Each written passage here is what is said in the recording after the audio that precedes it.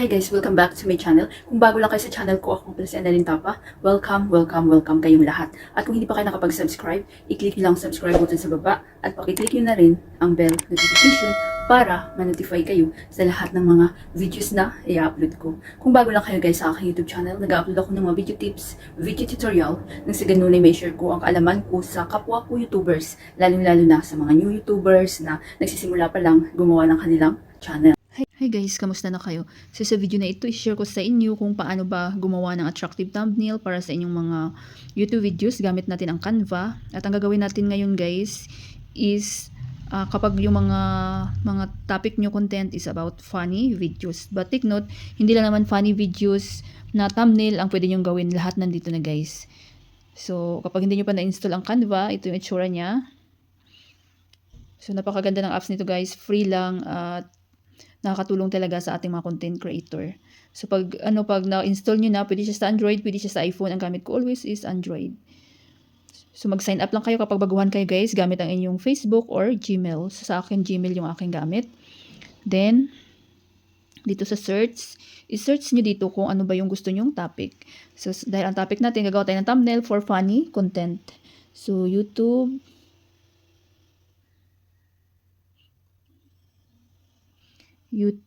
thumbnail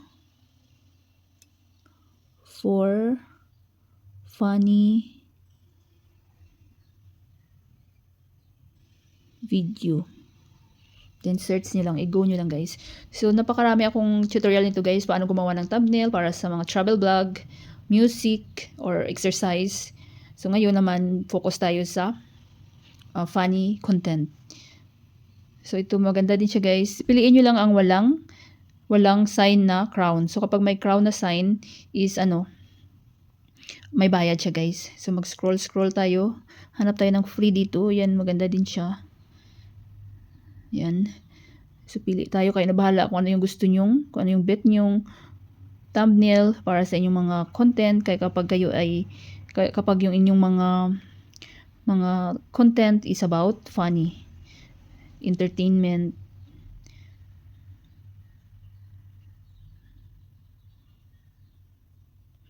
So pili lang ako dito guys ng halimbawa ko sa inyo. So piliin natin yung free lang. Napakaraming free lang guys.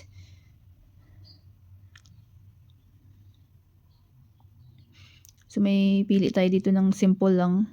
Para halimbawa ko sa inyo kung paano siya i-edit para palitan natin ang ating sariling photo. Top 10. So halimbawa ito guys. So i-click nyo yan. So tapusin yung video na ito guys. I-share ko rin sa inyo kung paano ilagay sa inyong mga YouTube videos. So ayan. So kagandahan sa Canva is pwede natin siyang palitan ng ating sariling photo. So kapag gusto nyo palitan ng sarili nyong photo, so i-click nyo to guys, yung picture na yan. Punta kayo sa,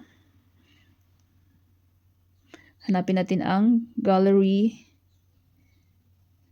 So, check muna natin. Check natin yan. Then pag-click nyo ng photo, sa baba punta tayo, hanapin yung replace. Yan, nakikita nyo guys, replace. Then napupunta tayo sa ating gallery. So dapat may naka-ready na kayong photo na ilagay natin sa ating mga thumbnail or ilagay nyo sa inyong mga thumbnail. So maghanap lang ako dito guys ng halimbawa ko sa inyo. So kasi tutorial yung aking topic guys. So hindi naman siya nakakatawa. So halimbawa lang naman ito guys. So halimbawa yan. So diba sarili na nating photo.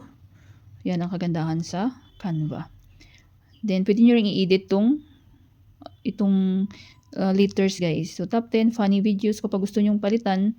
Halimbawa top 10 or top 100. So ipakita ko sa inyo. So click nyo yan. Then edit. X lang natin. So ayan. So top 10. So gawin natin top 100. Top 100. Ayan. Top 100. 100 funny video. Yan. Diba? So natanggal yung top 100. Ayan. Top 100 funny video. Then click nyo lang. So ayan. Mayroon na tayong thumbnail. Attractive. So, super dali lang guys. Pwede nyo yung i-edit kung ano yung gusto nyo. Basta i-click nyo lang yan, then edit, then i-X nyo lang. So, pag okay na kayo dyan, sarili nyo ng photo. So, dapat kasi, di ba, sarili nating photo talaga kapanipaniwala na sarili nating mga content and video.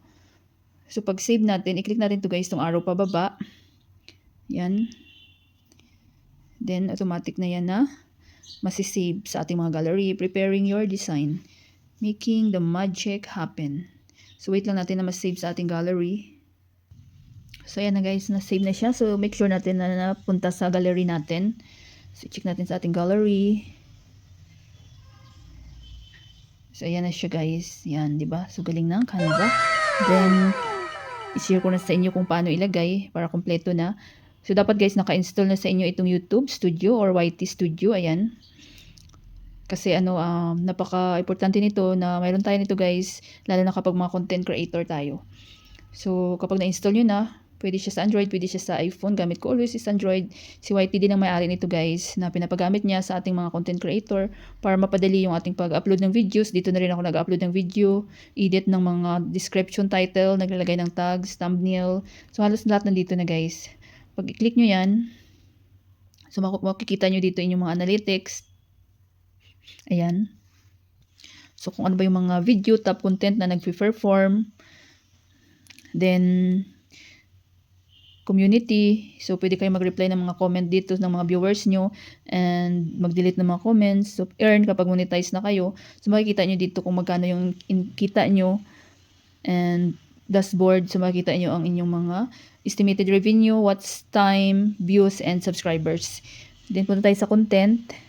So, naghanap ako dito guys ng video na wala pang thumbnail. Kasi halos lahat may thumbnail na guys. So, kapag nakikita nyo yung aking mga thumbnail sa tutorial is, pari-pariho siya. I mean, may brand ako sa aking thumbnail na yellow yung aking gamit na background para kapag pinromote ni YouTube yung aking videos sa mga subscriber ko, viewers ko na hindi pa nakapag-subscribe. So, ma-recognize nila na sarili na akin yung videos. So, maghanap ako dito guys ng video na wala pang thumbnail para malaman nyo kung paano maglagay. So, ito guys, travel vlogs, wala pa itong thumbnail kasi minsan nag-upload ako ng travel vlog kapag lalabas kami ng pamilya ko or may pupuntahan ako. So, sayang din naman. So, i-click nyo yan, yung inyong video guys, kapag lagyan nyo ng thumbnail. So, nakita nyo itong pencil sa taas, yan. Click nyo. Then, itong pencil sa gilid, i-click nyo. Then, ito makikita nyo dito sa baba, custom thumbnail. So, i-click nyo yan. Di mapupunta na tayo sa ating gallery. So, hanapin natin yung nagawa nating thumbnail sa Canva. So, dito na siya. So, ayan. So, halimbawa, ito yung thumbnail na ilagay nyo sa video nyo. So, i-done nyo guys.